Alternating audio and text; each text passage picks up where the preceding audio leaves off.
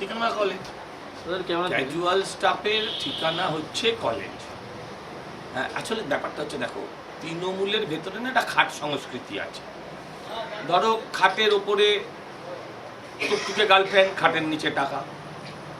কলেজের ভেতরে খাট, খাটের তলায় তৃণমূলের নেতা, পুলিশ বলছে আয় আয় আয় আয়। এই পুরো খাট কালচারে চলে গেছে তৃণমূলে। আসলে খাটে ওঠার জায়গায় এসে এই খাটটা এক্সপোজ হচ্ছে। খাট পাপটা পুরনো, অসুখটা পুরনো। কলেজ কি করে বাড়ি হতে পারে? বাড়ি বলো না, হোটেল বলো। হ্যাঁ, তাও হচ্ছে ওই ঘন্টার ভাড়ার হোটেল, ওই হোটেল বলতে পারো। এখানে ভোটার কার্ডে তো তাই লেখা 24/2। দেখো, দেখতে থাকো। তৃণমূল না থাকলে সব দেখতে পেতে।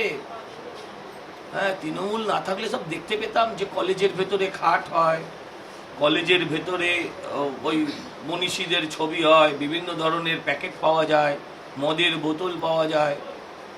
হ্যাঁ, কলেজে তৃণমূল না থাকলে অনেক কিছু দেখতে পেতে না ভাই। 50 কোটি একসাথে দেখতে পেতে তৃণমূল না থাকলে।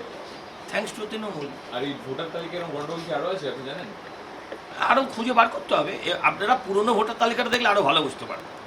এসআইআর কত প্রয়োজনীয় ছিল এটা ওই তখনই আরও ভালো করে বোঝা যাবে। এসআইআরটা কত প্রয়োজনীয় জিনিস। কানকাটা দেবুর ঠিকানা সবাই থাকে নাকি? কানকাটা দেবুর ঠিকানায়, তারপর কানকাটার দেবুর যে আসল কর্মস্থল, হ্যাঁ, বাপ বেটার কর্মস্থল যেটা সে সুরেন্দ্রনাথ কলেজ, সেই কলেজের ঠিকানায় নাকি লোক থাকছে এবং তারা ক্যাজুয়াল স্টাফ। ক্যাজুয়াল স্টাফের কোয়ার্টারও হতে পারে না, কিছু হতে পারে না। আর এগুলোর দায় প্রিন্সিপাল এড়াতে পারে না। অ্যারেস্ট করা উচিত প্রিন্সিপালগুলোকে, সবগুলো যুক্ত। এদের দেখলে শিক্ষকদের প্রতি সমাজের যে শ্রদ্ধা, শিক্ষকদের প্রতি সমাজের যে শ্রদ্ধা, ভালোবাসা, যাই বলুন, সেগুলো সব ক্ষুণ্ণ হচ্ছে।